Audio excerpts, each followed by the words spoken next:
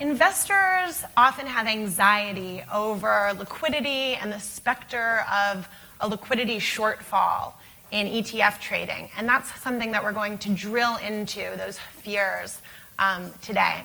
And with me, I have Fadi Massih, who is an assistant vice president and analyst at Moody's. Deborah, who is president of Frame Global Asset Management, a firm that uses ETFs to construct portfolios. And Reggie Browne, a principal at GTS, which is on the front lines as a market-making firm of trading ETFs every day. So thank you all so much for being here. Thank you. So as I think you're used to by now, we're going to kick things off with a poll. So pull out those phones. And the question for today, or for this panel, is going to be, what do you see as the likelihood of a liquidity shortfall or a liquidity squeeze happening in some ETFs? So go ahead and take a moment to cast your vote on that. And we'll wait in suspense on stage as the results come in. You can see over here. So it looks like we see a lot of people going for likely. Interesting. Yeah. So that's interesting. So Reggie, what would you say to that? We've got a huge outpouring of support for the likely response on this question. I guess my question to the crowd is, but why? ETFs are nothing more than mutual funds with benefits. They trade like a stock, and the underlying asset class is wrapped up inside of a 40 Act mutual fund that is an ETF. And so we look at this conversation around liquidity squeeze. I guess we're talking about which asset class. It's certainly not corporate equities, certainly not international securities, and I guess you're focused more so in the curve of fixed income, and what does that really mean? So it really comes down to what's the view and why do you feel that way? I think, not taking up the stage here, but I'll just throw out ETFs do not protect against principal loss, but it helps you determine equilibrium of prices pretty quickly and is very transparent. And so I would disagree with that view that it would be a likely event that ETFs will cause some sort of squeeze of liquidity. So Reggie, you would have cast your vote for not likely. Not likely. Deborah, what would you say to that? Are you surprised by these results at all? I think I am surprised as well. You know, as a portfolio manager who works in the space, I think we, you know, living every day with the way the whole process works with, you know, creation, redemption, benefits that come with ETFs, as Reggie was saying, on top of all of the trading benefits that you get by participating in ETFs that have, you know, some underlying indexes that are very liquid, some that are less liquid. I think, you know, working in it directly, I think it's very unlikely that there would be an issue. So fair to say you wouldn't be putting your clients in ETFs in their portfolios if you thought it was likely that there would be a liquidity shortfall. Fadi, do you agree or disagree with our panelists on stage here? I mean, I'm a credit analyst, so from a risk standpoint, risk management standpoint, these are healthy answers. At least people are thinking about the downside. I think being part of the conversation and talking about the potential risks from a liquidity standpoint is a healthy thing. It clearly is high up on the agenda of, you know, on the investor community as well as the regulators. So I'm not surprised by the response. Maybe the impossible category is, you know, it's also not surprising because people never want to rule out something. So yeah. So if Michael Burry of The Big Short fame had been voting in this poll, he might have said very likely. He recently said in a Bloomberg article that he thought that index products were something like CDOs because of the potential mismatch in liquidity of the products and the underlying. So I would love to hear your thoughts on that comparison, Reggie. I'm suspecting you don't agree with him on that point. Well, in 2010, the market structure changed in the United States, how stocks are traded, and we went to electronic network. His view, I believe, said that indexing has caused massive accumulations of pooled securities, and that the marketplace wasn't broad enough or efficient enough to disperse assets. I think there's a view that the market structure of the United States is not equipped for all types of securities, particularly small caps, and there isn't a call into the marketplace for capital when time is needed. So, my response there is somewhat balanced. I can see his position, but as a market maker, I've been making markets for 30 years. I can tell you that the market does respond to marketplace gaps. I'm a market maker. If I think something is mispriced, I apply my capital. So to say that there is similarities of an ETF to a CDO, I think it's unfair. It's an unfair characterization. But I think if you go down into the spheres of liquidity, particularly in microcaps and small caps, I think there's a conversation to be made.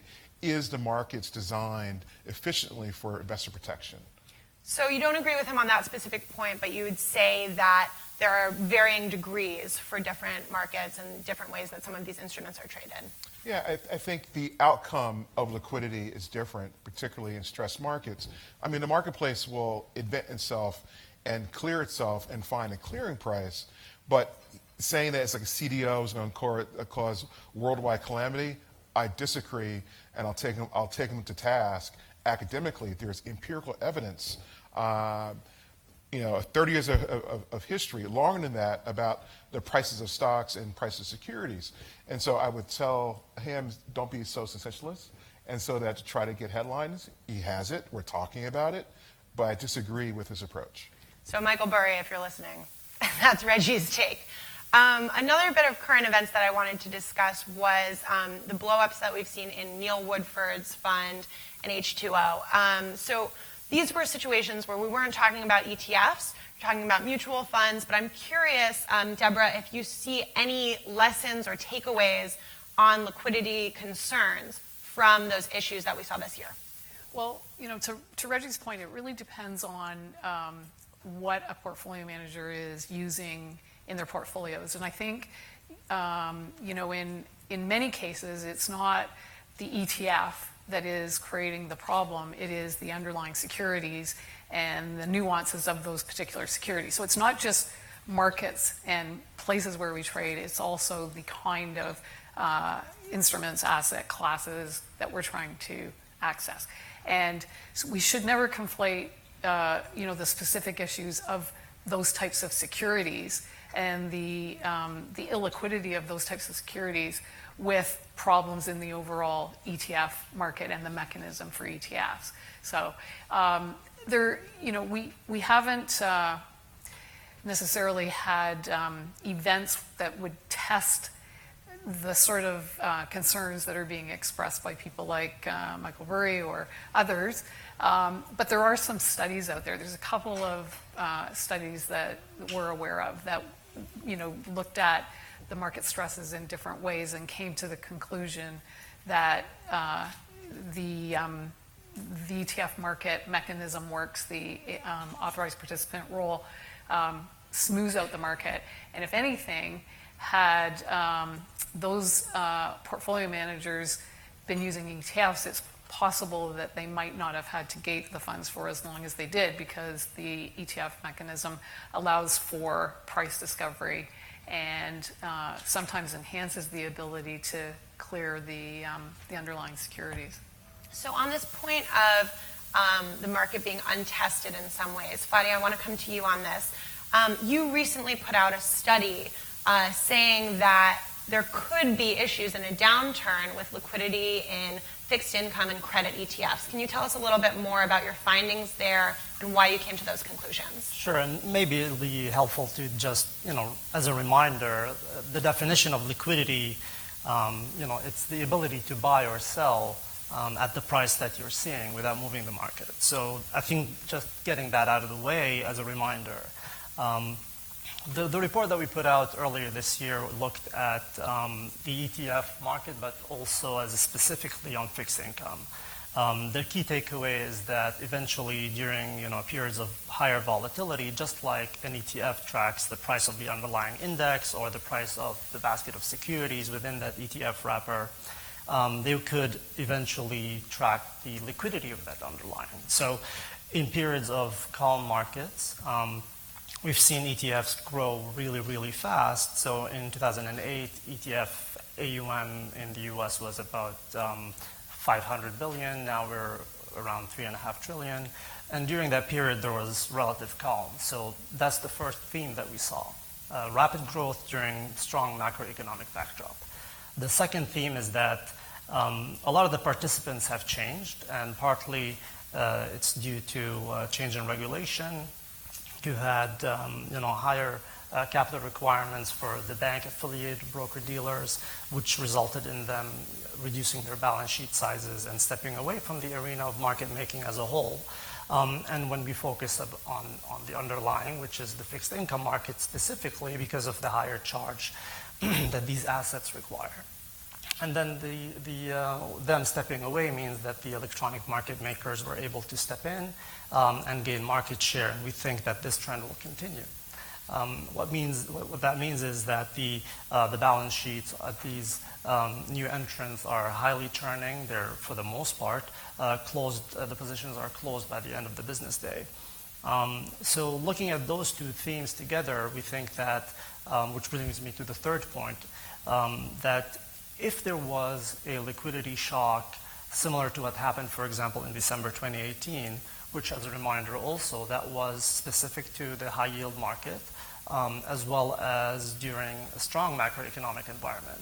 So if there was a shock across multiple assets and during deteriorating macroeconomic environment, we would expect that the liquidity on the underlying market be reflected in the prices of the ETFs. And we're not talking about the performance, we're not talking about the tracking error, we're talking about the bid-ask spreads of the ETF itself. And therefore, should the investors be compelled to exit at that specific time, they would have to be paying the wider spread due to the dislocation, or at least the liquidity that is in the underlying market. And again, we're talking about fixed income because that's the main focus of the piece. Now, on the positive side, that's the last theme, is that the electronification in fixed income markets would eventually help offset that risk because of the development of new trading platforms and trading venues, where we think that the liquidity would benefit from that development and eventually benefit the whole ecosystem of the ETFs. So Reggie, as an electronic trader and someone who is there every day making markets, how would you respond to those concerns specifically around fixed income ETFs? Well, I think it's a couple of things. One, the market structure of fixed income is not evolving quickly.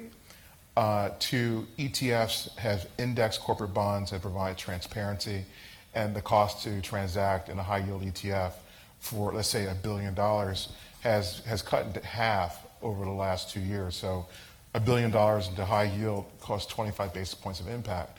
And so I think you're having a lot of consolidation of capital.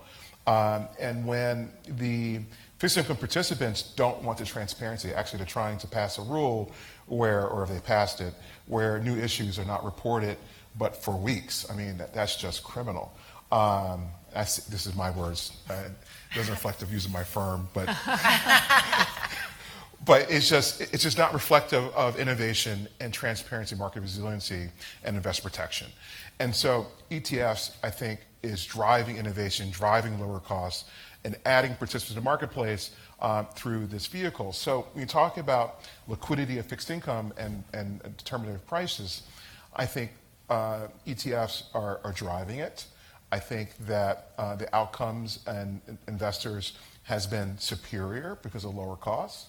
And it comes down to just the electronic platforms and evolution of prices. I mean, we're there providing liquidity on corporate bonds and interacting directly with institutional investors on individual corporate bonds.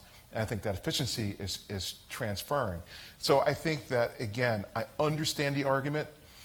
I punt it further on innovation or lack thereof of speed of the actual market structure participants. But the market makers and ETF industry is driving that change through innovation and lower cost. Sure. So, Deborah, I want to turn to you on client worries about liquidity. Can you speak to us a little bit about what kinds of questions you field from your clients and how you respond when it comes to liquidity and being able to trade ETFs at prices that they want? Well, I think that the kind of questions we get from clients about liquidity are more based on the sort of fears that they become aware of because of comments, from Michael Burry, or they hear about, firms that have to gate client withdrawals. And so will you see a spike in incoming questions around times like that? Well, because all of our clients, when they sign up to do business with us, are knowing that we're using ETFs, but understand, based on our investment models, the kind of ETFs we use, you don't really get it from existing clients. But we do meet those questions when we're out, talking to new clients, potential clients. So I think that's a big issue. One of the things that is more specific to our approach is that we're macro-driven, and ETFs are priced based on the accumulation of the value of all of the members of the index that underlie an ETF. But ETFs are also really useful for macro-driven strategies, and there's more and more portfolio managers like us that are doing macro strategies because the world has become much more driven by macro events than it was maybe prior to 2010 or prior to the current presidency, or, there's a lot of things, but there's definitely a lot more macro factors.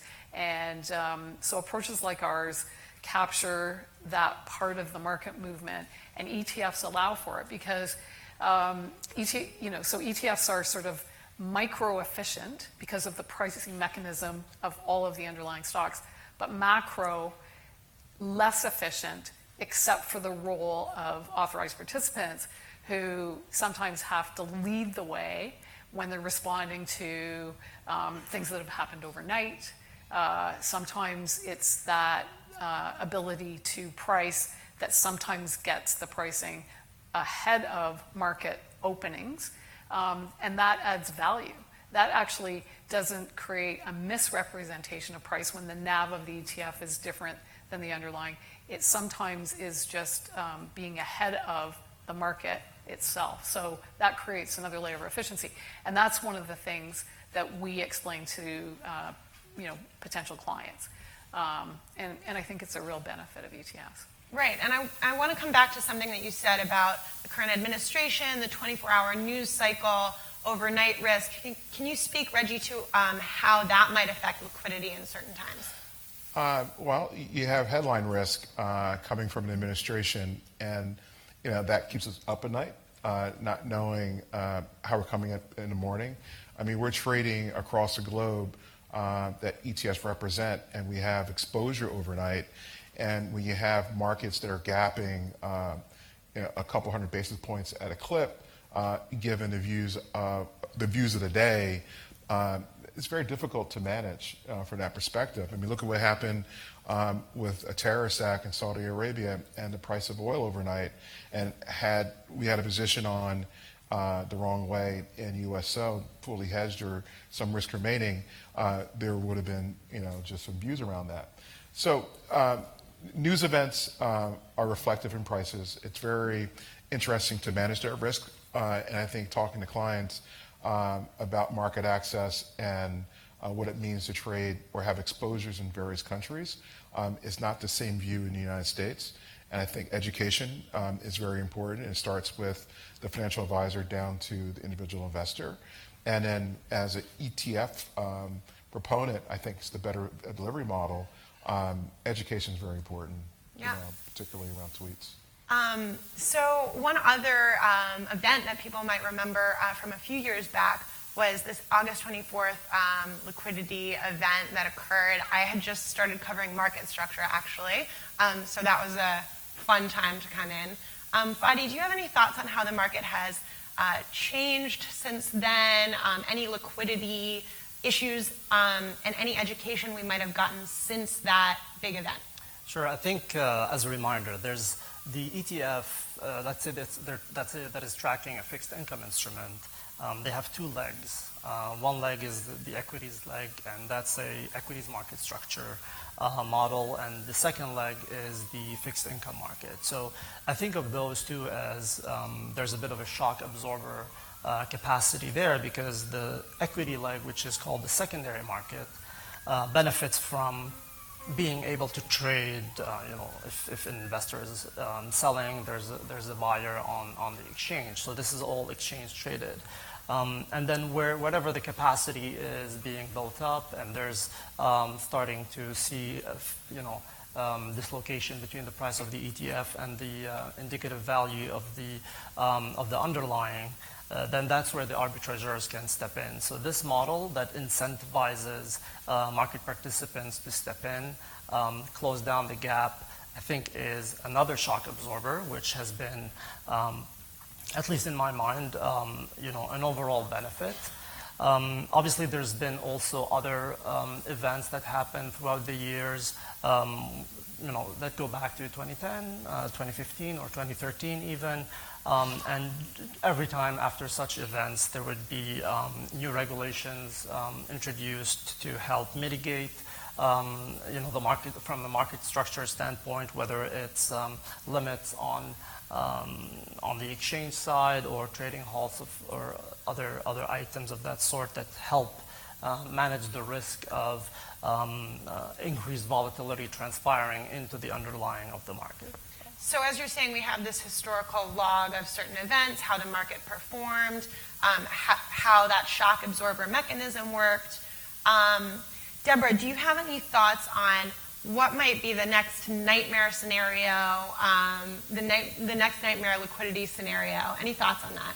Well, because our firm is focused on macro-driven events, and we capitalize on that with the way we construct our portfolios, it's not a focus on any nightmare event particular to ETFs. It would just be, generally an event. So in our particular case, obviously we're looking at interest rates, and we're looking at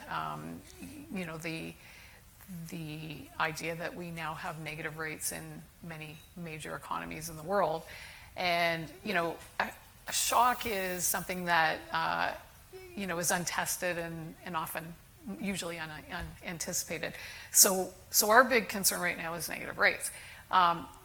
We think that if negative rates come to the U.S. Treasury market, that's going to be a significant shock, because the U.S. is the reserve currency for the world, and treasuries are a safe haven instrument.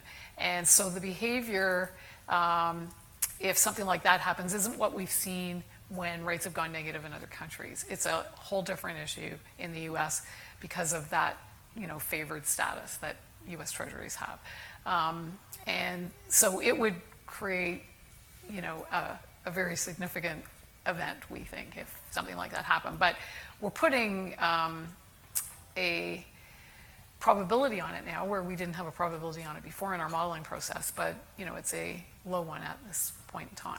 That's interesting. And so you're saying that macro events really can be drivers. You can't just look at the ETFs. You have to look at what's going on around them as well? Very much. Of course. And in a different vein, I wanted to address active non-transparent funds and how those have been have had a big year. Reggie, do you think that there are any liquidity issues around those types of funds? Anything that investors should be thinking about if we start to see more and more entering the market? This is active transparent or Non-transparent. Not here yet, coming. I'm a big believer that it's a better delivery model for mutual funds. So I think every mutual fund company will have a non-transparent ETF in the marketplace in the next, call it 6 years. Every last single mutual fund company. Right now the rule is only approved for long-only equities. I see no liquidity surface risk at all. It's just mirroring the mutual fund SPIRE. So it's not a news event around liquidity concerns. Operationally, I think mutual fund companies will find it be a superior model because it lowers their cost. It engages clients quickly. There's some transparency into the investor education piece of it. And I think that long run, is a good long runway for that delivery model. And we're running out of time, but Deborah, one last thing I wanted to ask you was, at the beginning, you mentioned some studies that have been done by the FCA, for example, on liquidity and how fixed income ETF type products perform. Do you want to talk a little bit about that research and what your takeaways were from that? Well, the Financial Conduct Authority in the UK just published a study a month ago, and it looked at some major liquidity events. It ended that involved fixed income specifically, and although they looked at 3 liquidity events, they ended up focusing more on the presidential election in 2016. And what they were looking at was the role of authorized participants and how it worked during those events. And what they found was that the number of authorized participants increased in each of those events, but particularly in the 2016 election. But the outcome was that the spreads on the heightened days of trading were minimally different and not really a concern. And only the 2016 event of the 3 events actually had net redemptions for the liquidity period. The other ones that were liquidity events actually had higher levels of redemptions, but also had higher creations. And so what they were really wanting to examine and get confidence with was how the arbitrage works with the ETF mechanism. And they came through satisfied that it really does work in events like that. There's another study that MSCI did and looked at the fourth quarter of 2018, and they looked at 4 days, October 8th, 10th, November 14th, and December 21st. And they looked at high yield. And what they did is they looked at high yield within ETFs, and I think it's 34 billion, versus the high yield outside of ETFs. And ETFs only make up about 2.7% of the high yield market. And what they found was that the spreads were not noticeably different with high yield within the ETFs versus just high yield trading on its own in those events. So those are the kind of things that I think we can rely on in the absence of actually experiencing one of these, sort of major type of liquidity events that, there's a bit of speculation about right now in the marketplace. And, although both those studies came at it from different perspectives, they both concluded that the system works. So that's a kind of hopeful note to strike at the end here. Please join me in thanking our panelists today. Thank you all so much.